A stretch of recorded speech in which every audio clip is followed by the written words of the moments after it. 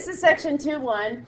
I know that you can see a lot of the, you're trying to find the missing value of x. So raise your hand if you've done this before. You should have if you did it, if you were in my class last year, at least with mental math. And I think everybody in the building did it, and I'm guessing the 6th graders did this a little bit last year too. Is that true? Okay, the difference is, or the difference might be is, we don't want, you're not just to do mental math. You have to actually write the steps down. And the reason is, tomorrow we add on more steps, and the next day we add on more steps, and then we become to where we're doing a 3- and 4-step problem. So you need to have the skill of a simple problem to get to the harder problems. So for every homework problem tonight, you copy the problem, and you show the simple step, and you're going to circle your answer. And it's not long, but if you come back with a page of answers, I'm just going to give you a 0 and hand it right back to you. Counts as a no homework. So you're going to copy the problem, show the step, and then, circle your final answer. So it's good to use mental math to start with. Okay, so if we number these problems here, let's number this problem 1, 2, 3, and 4 for starters. And then on this side, you have 5, 6, 7, and 8 if we get to number 9. Okay? So raise your hand if you tell me the big difference between the left side of the page. What are you guys doing? Okay. Left side of the page and the right side of the page. Not Eve. Left side is easier than the right side. Why is it easier? What's the big difference? It's multiplying, and the right side has multiplying and dividing, and the left side has adding. Okay, so that's the big difference, and it could vary from one person to the other, which side seems easier. But the left side has all adds and subtracts, and the right side has all multiplies and divides. Because remember that fraction bars, like this, mean divide. It's divide. So that's like x divided by 2. Okay, so it's really similar to this problem, even though it looks different. So the goal would be to do mental math in a 1-step problem and know at least an estimate of the answer or exactly the answer. But then to be able to show the algebra, because the algebra skill, although it's really small here, is what's going to help you when it gets harder. See? So for number 6, we need to write them out like this. You have to copy them like the book has And them, write the answer, or and show the 1 step and then the answer. number 6 would be like 21 times 2. Yeah, so I'm going to show you how it would be, but in algebra you do this working on both sides thing. So let's start with number 1, okay? Because I know you guys can look at number 1 and think it through without writing anything down. So that's okay. That's a good starting point. But if we're trying to figure out what x is, we have to have a number that when you subtract 15, you get 28.3. So that number has to be bigger than 15, right? Right? So how much bigger than 15? Anyone? See? It has to be 28.3 bigger. So, hang on. So the way you show this in algebra is you are going to do this undoing of the problem. Okay? So you're going to do the opposite to both sides. Because in your head, if you know that this number x has to be bigger than 15 by 28.3, really you're doing an addition problem. You're going backwards. Does that make sense? So the way you show it after you copy the problem is you show the opposite. You're saying, I want to always think about your variable, and what you're going to work on is isolating it, which means you want to get every single thing away from it. Okay, so that has to be alone. And right now that x is with 28, it's with the 15. So I have to get rid of the 15. So if I know I'm going to do something, take away 15 to get 28.3, in order for me to find that, I'm going to do the opposite. I'm going to add 15 to both sides because, and I think we did this last year in most every class, so this should be a little bit of a review. Because in your head, you already know that x has to be 28.3 more than 15, which means you're doing an addition problem. The difference is tonight you're actually going to show this vertically, where you have what we call an equation, and the equation has to stay balanced. So you have to do the same thing to both sides. So these two numbers, what's a negative 15 and a positive 15? You can think of it that way. No, they're zero, right? They cancel each other out when you add. So these just make a zero, so on the left side, that's right. It's just x. And over here, you can put a decimal if that helps you. But when you add over here, you get 43.3. Okay? So that's your final answer. And then you should be able to check it real quick. To check it, you would take your final answer of 43.3 and see if it makes sense. When you do 43.3 and you subtract 15, you should get 28.3. 13 take away 5 is 8. 3 take away, well, way 1 is 2, so it should check. So it seems like a lot of work for a little problem, but it's quick, and it becomes a fundamental step when the problems get harder. Okay? So I picked some tricky things here in some ways. Naive, question. Pardon? Not right now, I don't have any. Sorry. Okay, Sam. You should check every problem, but you can do a mental math check too.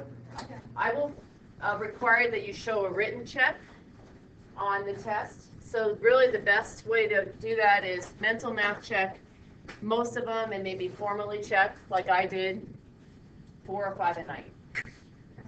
And if you do that, you'll be ready for that part of the test. Okay, Sean. I'm kind of confused what the plus 15 under the first 15. Yeah. Okay. That's a good question. So when you do, let's just go to like a easier mental math problem. Something like from elementary school level.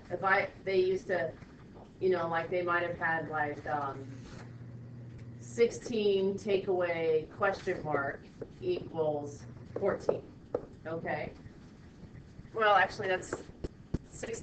I want to change that a little bit.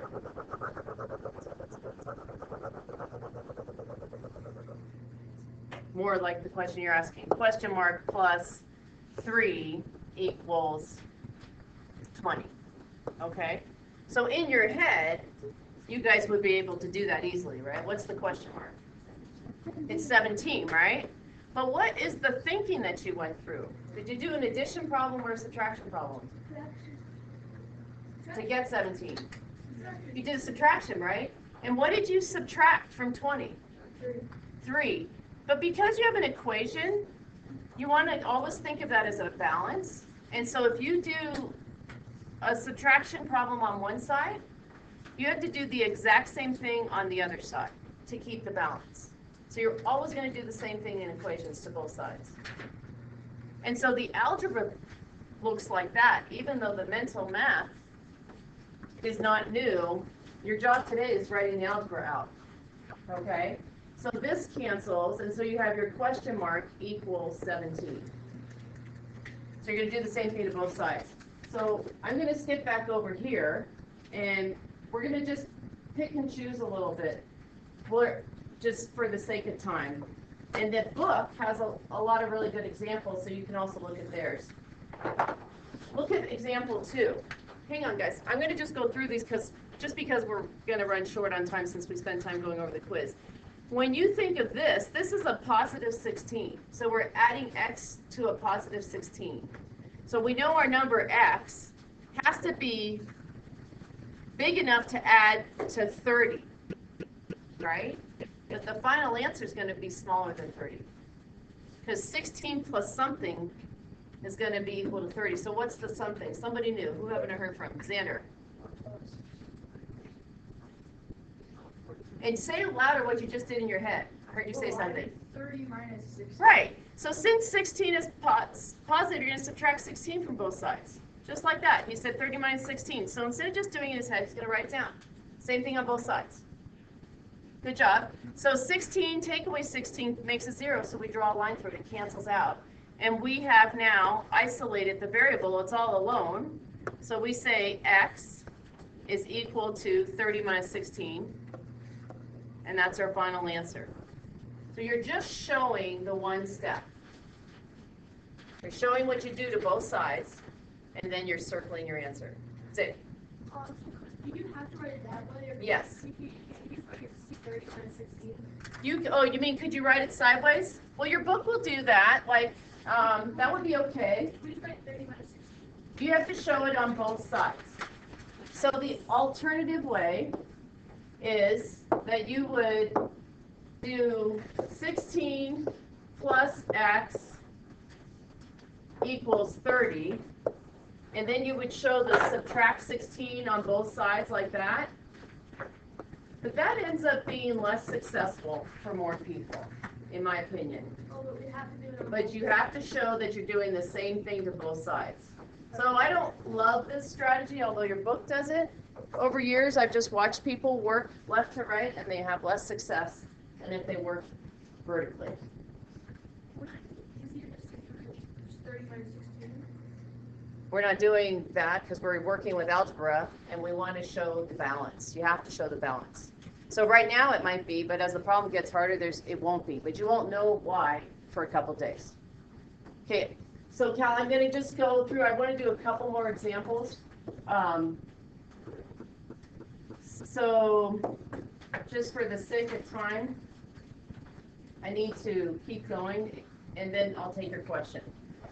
So the difference over here on number 5 is, so we're going to skip to number 5. This operation is multiply. Okay? So a fraction bar means divide. So what number would x have to be to make 21 when you multiply? 7, right? So you did 21 divided by 3 in your head, or you multiplied up. So you're always going to do the opposite. So your two choices are to show 3 and then a fraction bar divided by 3x equals 21 divided by 3. In other words, you're taking the original problem, copying that down, and then showing that you're going to divide both sides with a fraction bar by 3. And what's 3 divided by 3? 1. So you just have a 1x. And what's 21 divided by 3? 7. And you're just trying to figure out what x is. So x is 7. So one-step problem. You do the opposite operation. Adam. So, if you wrote the problem like the top one, can we just cut the You could have just done it right under it. Like here, you could just divide both sides by, yeah, so just do the fraction bar under the first. that's how I would recommend it. Divide both sides by 2.5. 2.5 divided by 2.5 is 1, so you just have x. And 25 divided by 2.5 is 10, right? So that's your answer. Okay, so you don't need to rewrite it like No, 5. no. You need to just copy it the way it's in the book. So look at the book examples. There's more examples there. It's time to go, so let's pack up.